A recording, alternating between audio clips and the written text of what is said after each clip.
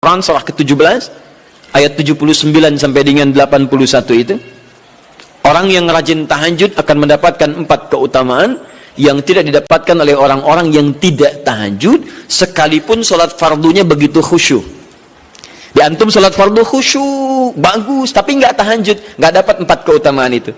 Ini sudah saya bahas panjang lebar di pertemuan lalu, saya hanya sebutkan cepat saja.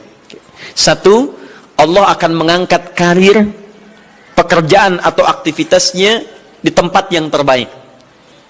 Ya deh, jadi kalau antum misalnya pengusaha atau orang karir di kantor dan sebagainya, itu akan cenderung kemudian ditolong oleh Allah, diangkat ke tempat yang terbaik. Terbaik itu tidak harus puncak yang paling tinggi, direktur tidak misalnya, tapi tempat yang bisa membuat nyaman hidup Anda, sholat bisa nyaman, bergaul juga nyaman, dan tenang kehidupannya. Mungkin level Anda nggak sampai puncak ya direktur utama, mungkin direktur 1, 2 gitu ya. Tapi Anda dijauhkan dari hal-hal yang maksiat, dijauhkan. Sholatnya enak, punya ruangan nyaman dan sebagainya. 2, Allah akan bimbing setiap ahli tahajud. Allah akan bimbing sehingga menjalani awal pekerjaannya dengan begitu mudah. Wa rabbi adkhilni mudkhalas sidqin. Ya Allah, tolong bimbing saya supaya mengawali pekerjaan dengan cara yang benar. 3, hati-hati. Anda memang posisi tinggi, sekarang dapat proyek. Apakah setiap yang dapat proyek menjalani pekerjaannya dengan benar? Belum tentu. Jangan tinggi-tinggi lah. Maaf ya, apakah orang tua yang sekarang menyekolahkan anaknya ke tempat belajar menjalani awalnya dengan benar? Hati-hati ya Bu ya, Pak. Bapak Ibu menyekolahkan anak dengan awal yang salah, maka memberikan jalan keburukan ketika dia belajar. Saya katakan jangan pernah Anda masukkan anak Anda ke sekolah dengan menyogok. Bayar sekian supaya masuk, menyalahi aturan. Kalau awalnya sudah salah, bagaimana anak Anda bisa belajar dengan benar? Mustahil mendapatkan sesuatu yang tidak baik. Yang baik itu mustahil didapatkan. 3, wa akhrijni mukhrajas sidqin. Allah berikan jalan keluar terbaik dari persoalan yang dirasakan. Di ahli tahajud itu setiap punya masalah, bukan nggak dapat masalah ya, bukan tidak bermasalah hidupnya. Dia mendapat ujian juga. Cuman sebelum diuji, diringankan masalahnya. Sehingga seakan-akan nggak punya masalah. Padahal sama dengan yang lain, cuma saat akan dia lalui, Allah ringankan persoalannya sehingga mudah dilalui. Dan yang keempat ini yang hebat. Ya, waj'alni min ladunka sultanan nasira. Allah akan tolong langsung orang ini ketika ada lingkungan sekitar yang akan menyakiti atau menjahilinya.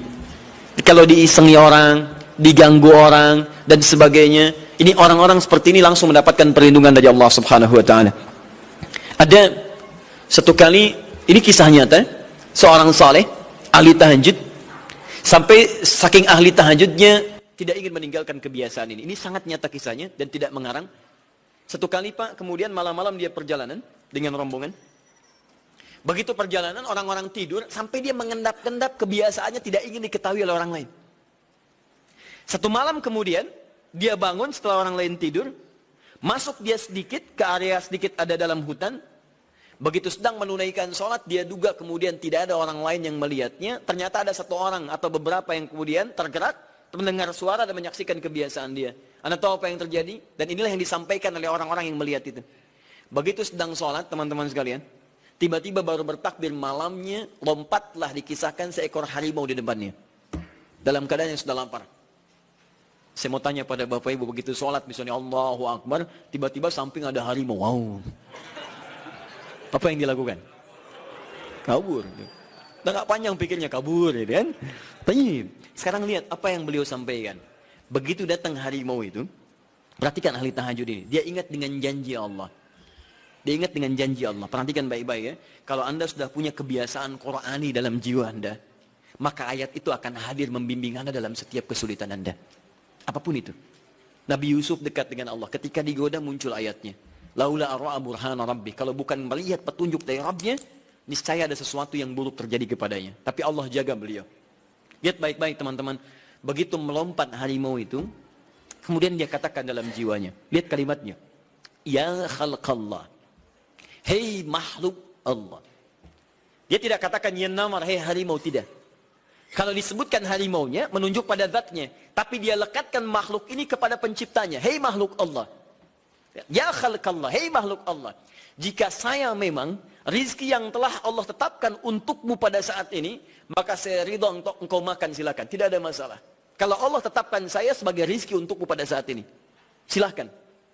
Tapi kalau saya bukan menjadi rizki yang telah Allah tetapkan untukmu pada saat ini, maka jangan coba-coba ganggu ibadahku hari ini. Lihat kalimatnya, bukan jangan makan aku. Ingat, bukan jangan makan aku. Jangan coba-coba ganggu ibadahku saat ini. Atau aku akan mohonkan pada Allah penciptamu untuk menghancurkan engkau saat ini juga. Perhatikan, dia minta jangan ganggu tahajudnya, bukan jangan makan dirinya. Apa yang terjadi ketika dikaitkan dengan ayat perlindungan tentang tahajudnya, maka tiba-tiba harimau ini pergi meninggalkannya, mengaum sekali langsung pergi. Anda bisa bayangkan, bisa nggak malam-malam begitu Anda sholat, tiba-tiba ada nyamuk misalnya kan banyak tuh, begitu Anda mulai disengat oleh nyamuk, diambil Anda katakan, hei nyamuk, kalau ini memang rizki yang telah Allah tetapkan untukmu saat ini, sedot sebanyak-banyaknya, saya ikhlas. Tapi kalau bukan, jangan coba-coba ganggu saya. Atau saya mohonkan kepada Allah pencipta untuk menghancurkan engkau saat ini juga. Masya Allah. Kira-kira apa reaksi nyamuk? Makin banyak kayaknya. Coba cek. Berarti chemistry-nya harus lebih dibangun lagi. Tingkatkan. Itu waj'alni min ladunka sultanan nasara.